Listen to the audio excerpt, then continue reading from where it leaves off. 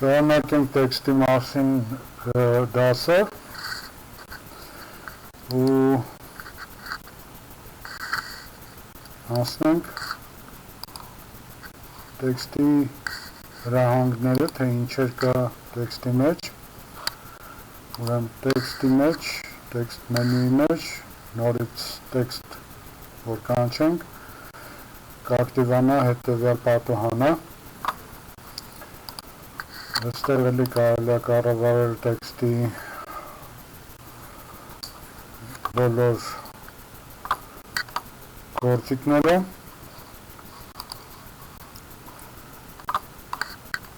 ինչեր կա այստեղ, եկեք ծանոթանանք, ուրեմն մենք արդեն անցել ենք հավասարությունները վերևում, աջ, կենտրոն, ձախ, հավասարաբար, ստեղ արդեն գնում է տեքստի ոնց որ պարբերության կամ տեքստի հետ աշխատանքի բոլոր գործիքները, եկեք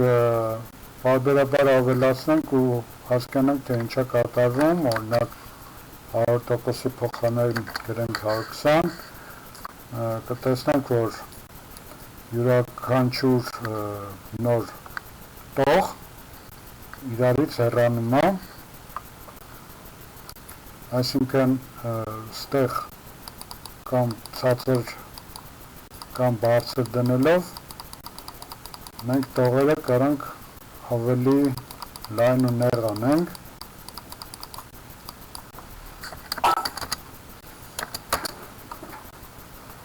սովորաբար օգտագործում է 100%-ը,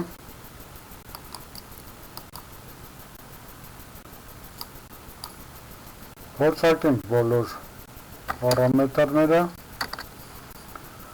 ստեղ կա մի տողից բացի, հիշում եք, ասենք տեքստի մեջ կար նոր տողի կարևորությունը, չէ, ստեղ ոնց որ հակառակն է, նոր տողը, ասենք, որ կոչվում էր կարմիր տող, ինքը չի դեպի ներս գնում, այլ իրա տակի բոլոր տողերը, իրան ենթարկվող տողերը գնում են ներս։ Զրացնենք։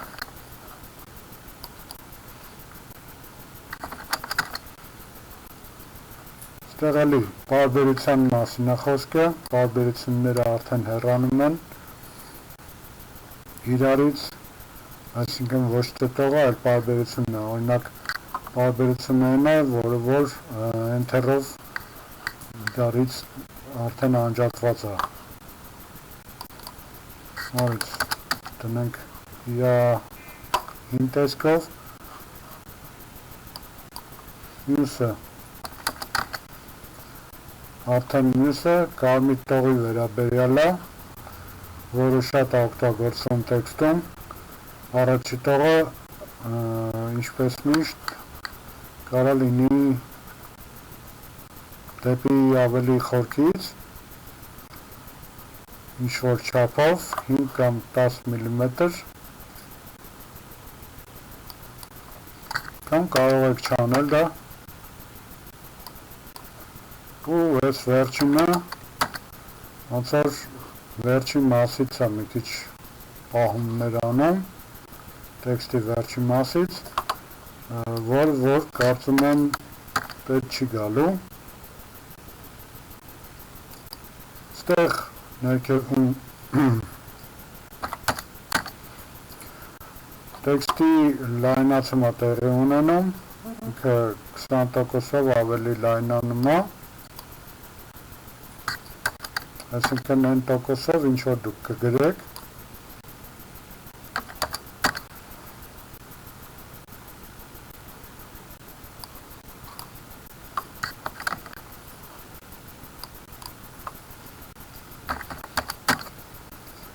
ստեղ ոնց որ ամեն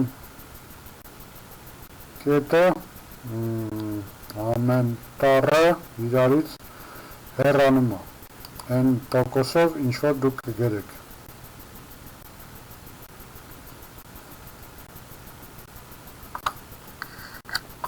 Բացի այսքանից մենք այս բոլորը կարանք կառավարենք այս ներքևի մասին է խոսքը եւ այս գործիքով օրինակ կարանք այսպես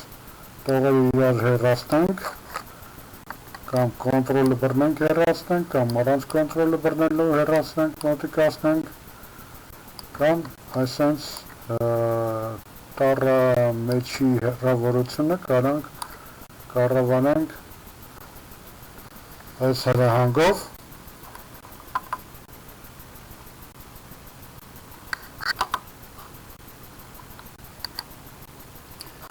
հիմնականում սա է տառերի մասին տեքստի մասին մեր բոլոր գործողությունները ստեղ առաջի պատուհանում էլի ունենք հնարավորություն փոխել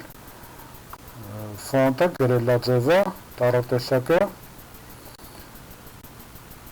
գիծ դնել տակը, տալ որևէ գույն կամ առանց գույն, կարճ ասած այս ներքևի մասը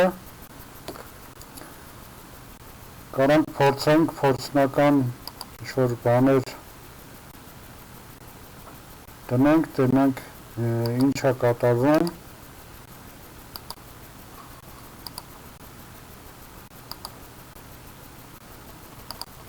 այս ամենաճիշտը էսա տեքստի վերաբերյալ եկեք սենց բան խորհուրդ ձեզ տեքստը միշտ պետք է հստակ լինի ոչ թե ինչ-որ գույների մեջ ձևավորվի կամ լուծվի ինչ-որ գույնի հետ կամ ինչ-որ գույնի մեջ կորի, այլ պետք է լինի ավելի հստակ։ Եթե սև գույն եք ընտրել ձեր հետևի ֆոնը, ապա գրեք սպիտակ տեքստ։ Եթե սպիտակ է, ապա սև։ Միշտ տեքստը պետք է լինի հստակ։ Այս մասին միշտ հիշեք։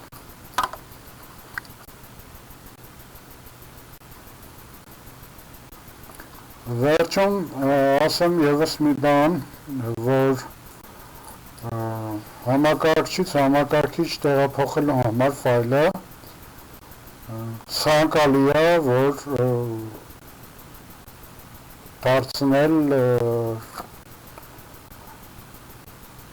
օբյեկտ տեքստը, ոչ թե տեքստ տանել, այլ որպես օբյեկտ, այսինքն դիզայներական լեզվով ասած ջարդել, կոտրել այդ տեքստը, ինչպես է դա արվում,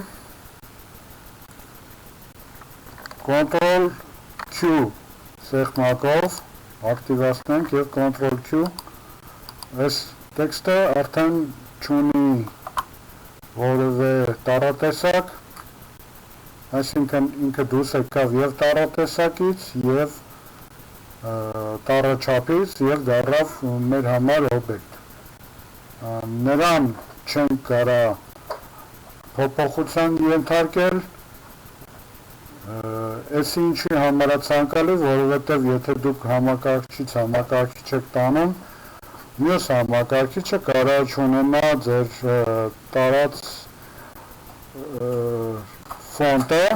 տառատեսակը, որը դուք օգտագործել եք, ու ցանկալի է բոլոր տեքստերը ենթարկել այդ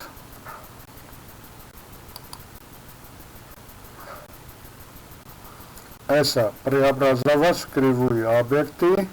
преобразовать в кривую. Իրա հիմնական Ctrl Q. Այն ինչ-որ պետք է արվի։ Վերջում կարանք համոզվենք, որ տեքստ չկա, աջ կլիկով մտնենք свойства, կներեք свойства դոկումենտա, ու ստեղ տնանք, որ տեքստը չկա, տեքստовые объекты отсутствуют, այսինքն էլ տեքստ որպես այդպեսին չկա, ստեղ գոյություն չունի։ Ստեղ էսի հիմնականում կիրառվում է տպագրության մեջ, բայց լավ կլինի, որ իմանաք։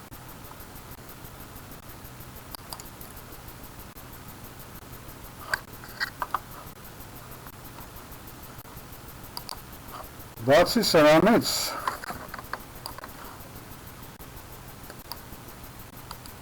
տեքստը մենք կարանք տեղավորենք ինչ-որ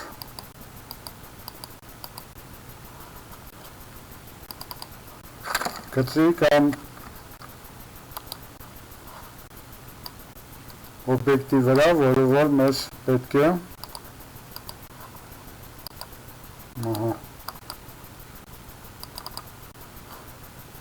օրինակ ես մեկը լավ չստացավ եկեք ջնջեմ եկեք գնանք ինչ-որ տեքստ կապ չունի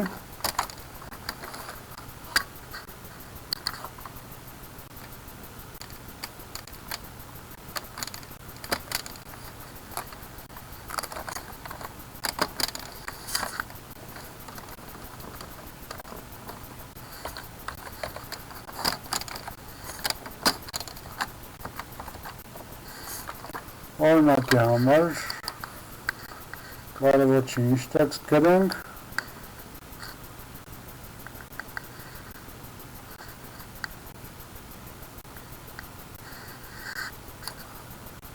ու անցնենք առաջ, որը որ հիմա պետք է տեղավորենք այս գծով կամ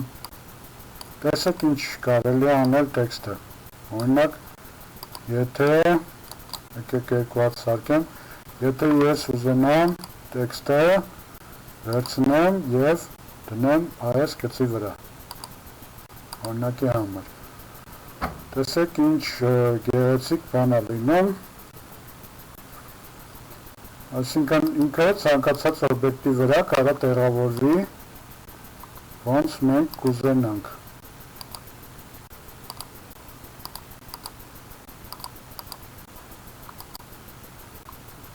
Նույնը անենք շրջանի վրա ու հիմա կարանք արդեն ոնց որ մշակենք այդ տեքստը մի քիչ հեռացնենք իրարից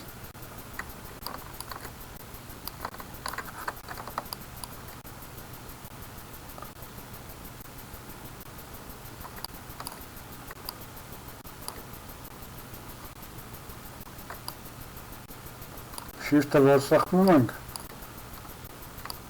պրաբելն են նեղանում կամ մեծանում, այսինքն շիֆտը սխմած դեպքում այս գործողությունը անելիս մենակ պրաբելն են ավելանում կամ պակասում։ Մենք հիմա դասավորեցինք իրան շրջանի համեմատ ու սենց ցանկացած օբյեկտի վրա կարանք դասավորենք նույնը ստեղ, էլի վերցնենք ստեղ մի քիչ մեծացնենք իր պրաբելները կամ տեղը կարանք իրան տեղափոխենք երբ որ գալիս ենք ստեղ վերև անենք կամ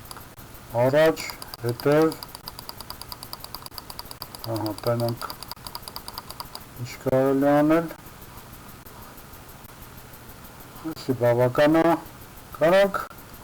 անցկացնենք մյուս կողմ նույնը շրջանի վերաբերյալը շրջանի մեջը ստեղ տեսեք ինքը շրջվում է բայց դա պրոբլեմ չի դուք կարաք իրան նորից ուղեք այս սրանց ուղղությունները հալիատիպ ուղեք հալիատիպ դարձնեք և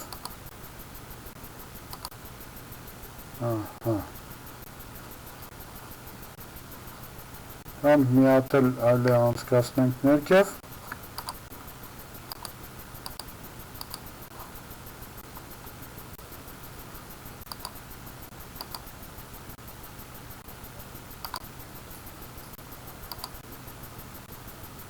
Օրինակ եսեմ ներքևից գրելու համար ու եկեք կամ ցածր անենք ավելի լավ է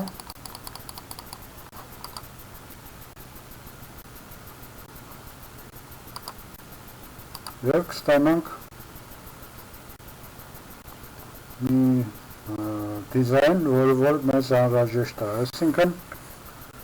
այս տեքստի վերաբերյալ են ամեններ, որ կարելի է օգտագործել։ Մեկ էլ մի բան էլ կա, որ եթե մենք օգտագործում ենք դրսիգից, outline, և եթե օրինակ եկեք սևացնենք, մոտիկացնենք, մի քիչ էլ հաստացնենք գիծը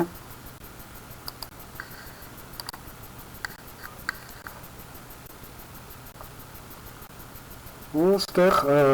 այս բոլորը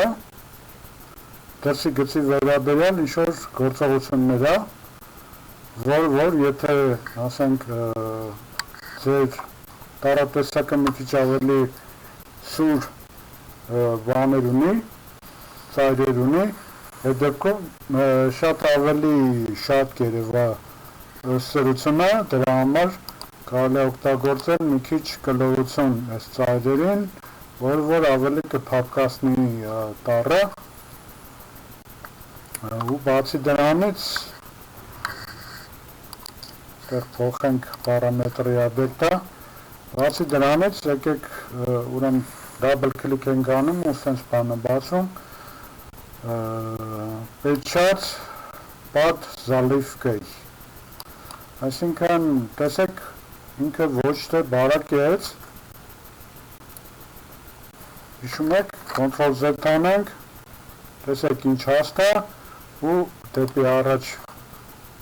գնանք, որ մենք օգտագործեցինք, Pečat pod zalivkой, այսի ավելի շատ ոնց որ ձեր ներսի գույնը գերակայում է և հետի ավելի ճիշտ է օգտագործել հատկապես տպագրության մեջ, քանց թե դրսի գիծը իրան գերակայի, տես մի քիչ ավելի սխալ է, ճիշտ չի, սենց ասեմ։ Հիմնականում տեքստի մասին այսքաններ, այս դասին այսքան է, առայժմ